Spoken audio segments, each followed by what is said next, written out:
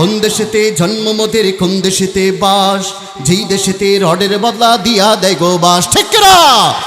কোন দেশেতে জন্ম মোদের কোন দেশেতে বাস, যেই দেশেতে রডের বদলা দিয়া দেয় গো বাস। কোন দেশেতে জন্ম মোদের কোন দেশেতে বাস, যেই দেশেতে খালে বিলে ভেসে ওঠে লাশ, ঠিক না? কোন দেশেতে জন্ম মোদের কোন দেশেতে বাস, যেই দেশেতে ছেলে মেয়েরা অটো হয়ে যায় পাস, ঠিক না? অল্প কিছুদিন করোনার সময় এসএসসি পরীক্ষার্থী অটো পাস, এইচএসসি পরীক্ষার্থী অটো পাস, অর্থাৎ পরীক্ষা দেওয়া ছাড়াই পাস। এই চিত্র আমার সোনার বাংলায় আছে, আমার মনে পড়ে না আর কোনো দেশে এই চিত্র আছে, কথা বলেন ঠিক কিনা? কোন দেশেতে জন্ম মোদের কোন দেশেতে বাস, যেই দেশেতে ছেলে মেয়েরা অটো হয়ে যায় পাস। কোন দেশেতে জন্ম মোদের কোন দেশেতে বাস, যেই দেশেতে সংসদে হয় মদের আইন পাস, ঠিক না? আমি আর আপনি যে ঘড়িটা হাতে দেই, ঘড়ি ব্যবহার করি, কোরআনের বাইরে থেকে এটা আবিষ্কার করা হয় নাই। পবিত্র কোরআনুল কারীমের সবচেয়ে বড় সূরা সূরা বাকারার 189 নম্বর আয়াতকে রিসার্চ করে বিজ্ঞানীরা, দার্শনিকরা আমাকে আপনাকে এই ঘড়ি উপহার দিয়েছেন। জোরে বলেন সুবহানাল্লাহ। মেরে মোহতারাম, বাসায় আমরা ফ্রিজ ব্যবহার করি, ফ্রিজ চিনেন আপনারা? চিনেন? এই ফ্রিজটা কোরআনের জ্ঞানের বাইরে আবিষ্কার করতে পারে নাই। পবিত্র কোরআনুল কারীমের সবচেয়ে বড় সূরা সূরা বাকারার 259 নম্বর আয়াতকে রিসার্চ করে বিজ্ঞানীরা, দার্শনিকরা, গবেষকরা এই ফ্রিজ আমাদেরকে আবিষ্কার করে দিয়েছেন। জোরে বলুন সুবহানাল্লাহ। এই যে লোহা সামনে, এই লোহাটাও বিজ্ঞানীরা তার বাপ দাদার জ্ঞান থেকে আবিষ্কার করে নাই, বরং পবিত্র কোরআনুল কারীমের সূরাতুল হাদিদের 25 নম্বর আয়াত থেকে বিজ্ঞানীরা, দার্শনিকরা, গবেষকরা এই লোহা আবিষ্কার করে দিয়েছেন। জোরে বলুন সুবহানাল্লাহ। এই যে আমার আপনার ফিঙ্গারপ্রিন্ট, নবী আলাইহিসসালাতু ওয়াসসালাম আলামিন নামে খেতাব পেয়েছিল, আপনারা জানেন। যতদিন আমার নবী নবুয়তের দাওয়াত না দিয়েছেন, আল্লাহর দাওয়াত না দিয়েছেন, ততদিন আমার নবী ভালো ছিল কি ছিল না? সবার কাছে ভালো ছিল, আলামিন ছিল। যখন আমার নবী বলল, ও কাফের মুশরিক বেঈমানেরা, দুনিয়ার সমস্ত মানুষ কান খাড়া করে শুনে রাখো, তোমরা দুনিয়াতে যদি ভালো কাজ না করো, মরার পরে হাসরের ময়দানে সবাইকে বিচারের সম্মুখীন হতে হবে, সবাইকে আল্লাহর দরবারে দাঁড়াতে হবে। তখন কাফেররা বলল, আরে মুহাম্মদ, তোমার তো আমরা এতদিন খুব ভালো জানতাম, এতদিন তোমার আলামিনই বলতাম, কিন্তু তুমি আজকে যে কথাটা বললা বিশ্বাস হয় না। রাসূল সাল্লাল্লাহু আলাইহি ওয়াসাল্লাম জিজ্ঞেস করলেন, কেন বিশ্বাস হয় না? বিশ্বাস না হওয়ার পিছনে কারণ হলো, একটা মানুষ মারা গেলে 2 দিন, 4 দিন, 5 দিন, 1 সপ্তাহ, 1 মাস, এরপরে ওই মানুষটার লাশ আর জমিনে থাকে না, মাটি খেয়ে ফেলে। আচ্ছা, একটা মানুষের কোনো অংশই নাই, এরকম নিঃশেষ হয়ে যাওয়া একটা জায়গা থেকে কেমন করে তোমার আল্লাহ একটা মানুষ সৃষ্টি করবে? আমরা কি গাঁজা খেয়াল হইছি নাকি? আমরা পাগল নাকি? আমাদের কি পাগল পাইছো নাকি? তুমি যা বলবা তাই বুঝবো? আমরা পাগল না, আমরা ভালো, এটা বলতে চাই কাফের মুশরিকরা। তখন আমার নবী বলে, ও মুহাম্মদ, আপনি আপনার অন্তর থেকে মুখ দিয়ে ব্যক্তিগত জবাব দিতে হবে না। আল্লাহ বললেন, আমি সূরাতুল কিয়ামার 4 নম্বর আয়াত কারিমা নাযিল করলাম। আল্লাহ তাআলা এখানে বলে দিলেন, ও নবী আপনি বলে দিন, হাসরের ময়দানে প্রতিটা মানুষকে তো আল্লাহ রাব্বুল আলামিন জীবিত করবেন। শুধু জীবিত করবেন এমনটা না, আমি শামীম হুসাইনের যে আঙ্গুলের রেখা আছে, এই আঙ্গুলের রেখার সাথে মিলিয়ে মিলিয়ে আল্লাহ তাআলা সেদিন সবাইকে উত্তোলন করে। জোরে বলেন সুবহানাল্লাহ। বিজ্ঞানীরা বের করে ফেললো ফিঙ্গারপ্রিন্ট। এই যে ভোটের সময় ফিঙ্গার ব্যবহার করেন, এই যে ইমিগ্রেশনে গেলে ফিঙ্গার ব্যবহার করেন, এটা তার বাপ দাদার দেওয়া আবিষ্কার না, এটা কোরআন থেকে আবিষ্কার করা। এই যে সায়েন্স বলেন, আর্টস বলেন, যত প্রযুক্তি বলেন, মোবাইল বলেন আর কম্পিউটার বলেন আর লিফট বলেন, রকেট বলেন আর বিমান বলেন, সব আবিষ্কার করা হয়েছে এই কোরআন থেকে। সবশেষ একটা গর্ভধারিণী মায়ের পেটে ছেলে সন্তান আছে না মেয়ে সন্তান আছে, কিছুদিন যাওয়ার পরে ডাক্তাররা দেখে বলে দিতে পারে কি পারে না? এই জ্ঞানটা কোথায় পেল? এটা তাদের বাপ দাদার জ্ঞান না। পবিত্র কোরআনুল কারীমের 30 নম্বর পারা সূরাতুল আলাক কি গবেষণা করে চিকিৎসকরা গবেষণা করে দেখেছে কি কি আলামত থাকলে ছেলে হতে পারে, কি কি আলামত থাকলে মেয়ে হতে পারে। আল্লাহ রাব্বুল আলামিন স্বয়ং নিজে এই কোরআনুল কারীমের মধ্যে আলোচনা করেছেন। জোরে বলুন সুবহানাল্লাহ। সব কিছুর সমাধান কোথায় পাওয়া যাবে? এই কোরআনুল কারীমে। সমাধান চাও যদি জীবনে মরণে, ফিরে যাও খুঁজে নাও, চোখ রাখো কোরআনে, ঠিক না? সমাধান চাও যদি জীবনে মরণে, ফিরে যাও খুঁজে নাও চোখ রাখো কোরআনে, তবেই পাবে সুখ শান্তির ঠিকানা, তবেই পাবে সুখ শান্তির ঠিকানা, যদি মেনে নাও তুমি মনে প্রাণে সমাধান, ও সমাধান। এ বাণী সকলের নয় শুধু মুমিনের, যারাই মানবে তা ফল পাবে কোরআনের। যারা বলেন আল্লাহু আকবার। এই কোরআন কি শুধু মুসলমানের জন্য নাজিল করা হয়েছে? মোটেও না। মুসলমানদের ধর্মগ্রন্থ ঠিক আছে, কিন্তু আল্লাহ তাআলা বলেছেন হুদাল্লিন নাস। এখানে হুদাল্লিন মুসলিমিন বা কিংবা মুসলমান বলেন নাই, এখানে আল্লাহ তাআলা বলেছেন সমস্ত মানুষের জন্য, হেদায়েতের জন্য, রহমত স্বরূপ আল্লাহ রাব্বুল আলামিন এই কোরআনকে পাঠিয়ে দিয়েছেন। যারা বলেন সুবহানাল্লাহ। প্রমাণ একটা দিলেই বুঝবেন। আমি মিরপুরে পড়াশোনা করেছি, মাদ্রাসা দারুল রাশাদে। পাশেই একটা এলাকার নাম আছে বর্ধতে পল্লবী, সেখানে একটা মাদ্রাসা আছে। সেই মাদ্রাসায় এক হিন্দু গিয়ে প্রতি বছর জাকাত দেয়। আজীব বিষয় না? হিন্দু কেন জাকাত দিবে? জাকাত তো দিবে মুসলমান। তো কালেক্টর সাহেব একদিন, 2 দিন, 3 দিন যাওয়ার পর মানে বলতেছে যে জনাব, আপনি যদি কিছু না মনে করেন আপনাকে একটা প্রশ্ন করতে চাই। কি প্রশ্ন? যে আপনার চেহারা সুরত দেখে হয় না আপনি মুসলমান, কিন্তু জাকাত দেন কিসের জন্য একটু জানতে পারি?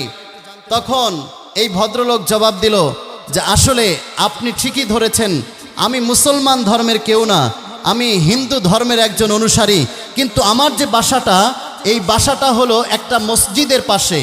সেই মসজিদে কোনো এক জুমায় খতিব সাহেব আলোচনা করেছিল, যারা মালের জাকাত আদায় করবে তাদের মালে আল্লাহ বরকত দিবে। আমি মুসলমানদের এই কথাটাকে পরীক্ষা করার জন্য, বাজিয়ে দেখার জন্য আমি ওই বছর আমি আমার মালের হিসাব করে জাকাত আদায় করে দিয়েছিলাম। খোদার কসম, ওই বছর থেকে আমি মালের জাকাত আদায় করি, আর প্রতি বছর তোমাদের রব আমার মালের মধ্যে বরকত দিয়ে দেয়। যারা বলেন সুবহানাল্লাহ। এ বাণী সকলের নয় শুধু মুমিনের, যারাই মানবে তা ফল পাবে কোরআনে। যারা বলেন আল্লাহু আকবার। কোরআনের শিক্ষায় শিক্ষিত হলে তার দাম কমবে না বাড়বে? সে জ্ঞানী কম হবে না বেশি হবে? হযরত ওমর রাদিয়াল্লাহু তাআলা আনহুর জামানার ঘটনা। আমিরুল মুমিনিনের দরবারে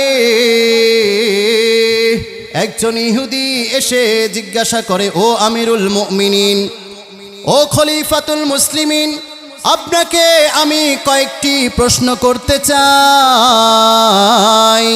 যদি আপনি এই প্রশ্নগুলোর উত্তর দিতে পারেন তাহলে আমি ঈমানওয়ালা হয়ে যাব। খলিফাতুল মুসলিমিন বলে, ঠিক আছে ঠিক আছে, বলো তোমার প্রশ্ন কি? সেই প্রশ্নগুলোর জবাব আমি দিয়ে দেব, বিনিময়ে তুমি ইসলাম ধর্ম গ্রহণ করবে, আমি তোমাকে কালিমার মালা পরিয়ে দেব। এইবার খ্রিস্টান পাদ্রী বলে, আমার 1 নাম্বার প্রশ্ন হলো আমিরুল মুমিনিন,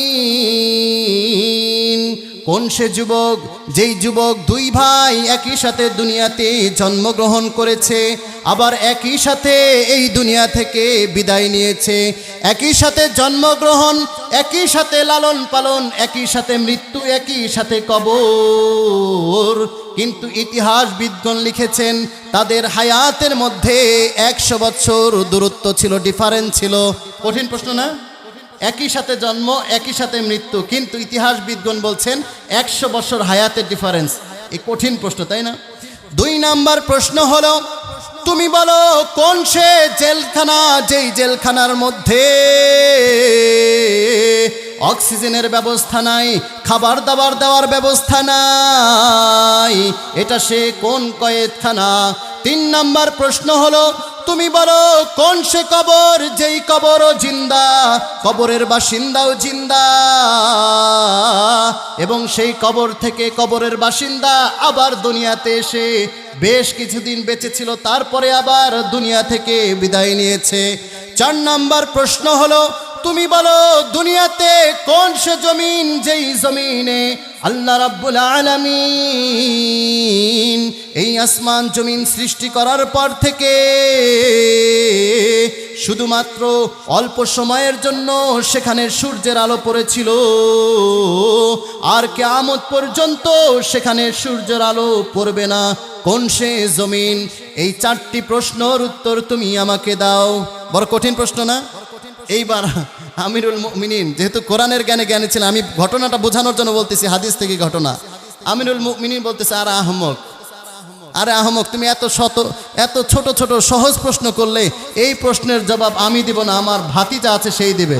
এইবার তো এই পাদ্রী তো অবাক, হায় আফসোস, যেই প্রশ্ন আমি করেছি আমার বাপ দাদাও জানে না, এমন প্রশ্ন আমি করেছি, এই প্রশ্নের জবাব নাকি সে দেবে না, তার ভাতিজা দেবে।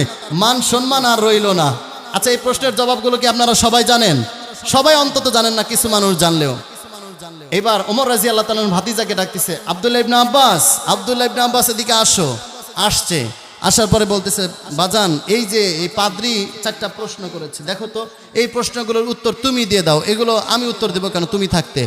তো আব্দুল্লাহ ইবনে আব্বাসকে জানেন, নবীর পরে যে সবচেয়ে বেশি তাফসির বুঝেছেন, নবীর পরে যিনি তাফসির সবচেয়ে বেশি বুঝার যোগ্যতা রাখেন, ইনি হলো আব্দুল্লাহ ইবনে আব্বাস রাদিয়াল্লাহু তাআলা। যারা বলেন সুবহানাল্লাহ। তার জ্ঞান কম না বেশি? কোরআনের জ্ঞান কম না বেশি? এই প্রশ্নটা দেখলেন, বুঝলেন, দেখার পরে ওই বাপ কা বেটা সিপাই কা ঘোড়া কথা আছে না, like your father like your son, যেমন চাচা ভাতিজা তো তেমনই হবে, স্বাভাবিক ব্যাপার।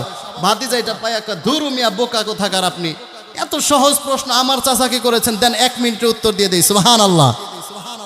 এইবার এই পাদ্রী মনে মনে ভাবতেছে, এতক্ষণও আমি বিশ্বাস করতে পারতেছিলাম না আসলে এই পিচ্ছি উত্তর দিবে, কিন্তু এখন বিশ্বাস না করে আর কোনো উপায় নাই। এইবার আব্দুল্লাহ ইবনে আব্বাস রাদিয়াল্লাহু তাআলা আনহু ডেকে ডেকে বলেন, ও পাদ্রী, কান খাড়া করে শুনে রাখো, তোমার 1 নাম্বার প্রশ্নের উত্তর শোনো। তুমি বলেছিলে কোন সে যুবক, যে যুবক 2 ভাই একই সাথে জন্মগ্রহণ করেছে, আবার একই সাথে মৃত্যুবরণ করেছে, কিন্তু ইতিহাসবিদগণ বলছেন তাদের হায়াতের মধ্যে 100 বছর ডিফারেন্স আছে। শোনো শোনো, কান খাড়া করে শুনে রাখো, এই দুনিয়াতে 2 জন ভাই একই সাথে জন্মগ্রহণ করেছিল, একজনের নাম উজায়ের আর একজনের নাম উজায়েজ। এই উজায়েজ যখন মৃত্যুবরণ করবে তার আগে আল্লাহকে ডেকে ডেকে বলেছিল, ও আল্লাহ, আমি সব কথার ওপর ঈমান এনেছি, তোমাকে বিশ্বাস করেছি, কিন্তু আমার বুঝে আসে না একজন মৃত মানুষকে তুমি আবার কিভাবে জীবিত করবে। খোদার কসম করে বলছি, এই উজায়েজ 2 ভাই একই সাথে মৃত্যুবরণ করেছে, কিন্তু উজায়েজের দোয়াটা আল্লাহ তাআলা কবুল করে নেওয়ার কারণে যখন জমিনবাসী তাকে দাফন করলো, দাফনের কিছুক্ষণ পরপরই আল্লাহ তাআলা তাকে আবার জীবিত করে দিল, সুবহানাল্লাহ। জীবিত করে দেওয়ার পরে 100 বছর এই দুনিয়াতে চলাফেরা জীবনযাপন করেছে, আবার সে এই দুনিয়া থেকে 100 বছর পরেই বিদায় নিয়েছে। তোমার প্রশ্নের উত্তর হলো উজায়েজ 100 বছর বেশি ছিল, সুবহানাল্লাহ। 2 নাম্বার প্রশ্নের উত্তর শোনো, তুমি বলেছিলে পৃথিবীতে কোন সে কয়েদখানা, যেই কয়েদখানার মধ্যে শ্বাস প্রশ্বাস নেওয়ার কোনো ব্যবস্থা নাই, দুনিয়া থেকে কোনো খাবার দাবার প্রবেশ করানোর কোনো ব্যবস্থা নাই, কোন সে কয়েদখানা? আরে পাদ্রী, কান খাড়া করে শুনে রাখো, সেই কয়েদখানায় তুমিও ছিলে, আমিও ছিলাম। সেই কয়েদখানা হলো মায়ের পেট। সেই মায়ের পেটে 9 মাস 10 মাস আমিও ছিলাম, তুমিও ছিলাম, জীবিতই ছিলাম। ওই মায়ের পেটের মধ্যে দুনিয়া থেকে কোনো অক্সিজেন আমাদেরকে প্রবেশ করাতে হয় না, বাহির থেকে কোনো পানি কোনো খাবার আমাদেরকে দেওয়া হয় নাই। তোমার 2 নাম্বার প্রশ্নের উত্তর হলো মায়ের পেট, সুবহানাল্লাহ। 3 নাম্বার প্রশ্নের উত্তর শোনো, তুমি বলেছিলে কোন সে কবর, যেই কবরও জিন্দা, কবরের বাসিন্দাও জিন্দা, কবরের বাসিন্দা আবার দুনিয়াতে বেশ কিছুদিন ঘোরাফেরা করে আবার মারা গিয়েছে, কোন সে কবর? ও পাদ্রী, কান খাড়া করে শুনে রাখো, তোমার 3 নাম্বার প্রশ্নের উত্তর হলো আমাদের একজন নবী ছিলেন, নাম তার ইউনুস আলাইহিস সালাতু ওয়াস সালাম। ইউনুস আলাইহিস সালাতু ওয়াস সালাম যখন তার কওমকে ছেড়ে সমুদ্র পাড়ি দিচ্ছিল, ইউনুস আলাইহিস সালাতু ওয়াস সালাম সাগরের মধ্যে ঝাঁপ দিয়েছিল।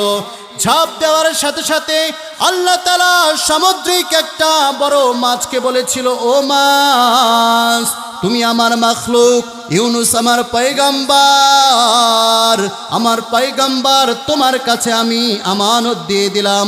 খোদার কসম করে বলছি, কবরের বাসিন্দা হলো ইউনুস আলাইহিস সালাতু ওয়াস সালাম, আর সেই কবরটা হলো সামুদ্রিক মাছ। ইউনুস আলাইহিস সালাতু ওয়াস সালামকে ওই মাছটা গিলে ফেলে এরপরে সমুদ্রের নিচে বেশ কিছুদিন থাকার পরে আবার আল্লাহ তাআলার হুকুমে ওই মাছটি তীরে এসে ইউনুস আলাইহিস সালাতু ওয়াস সালামকে নামিয়ে দিয়েছিল। আর ইউনুস আলাইহিস সালাতু ওয়াস সালাম তারপরে বেশ কিছুদিন জীবিত থাকার পরে দুনিয়া থেকে বিদায় নিয়েছিল। তোমার 3 নাম্বার প্রশ্নের উত্তর হলো জীবন্ত লাশ হলো ইউনুস আলাইহিস সালাতু ওয়াস সালাম, আর জীবন্ত কবর হলো ওই সামুদ্রিক মাছ। সুবহানাল্লাহ। 4 নাম্বার প্রশ্নের উত্তর শোনো। তুমি বলেছিলে 4 নাম্বার প্রশ্নের উত্তর শোনো, পৃথিবী সৃষ্টি হওয়ার পরে কোন সে জমিন যেই জমিনে একবার সূর্যের আলো পড়েছিল আর কোনোদিন সেখানে সূর্যের আলো পড়বে না, কোন সে জমিন? আরে পাদ্রী, তুমি কি জানো না আমাদের একটা পয়গম্বর ছিল মুসা কালিমুল্লাহ।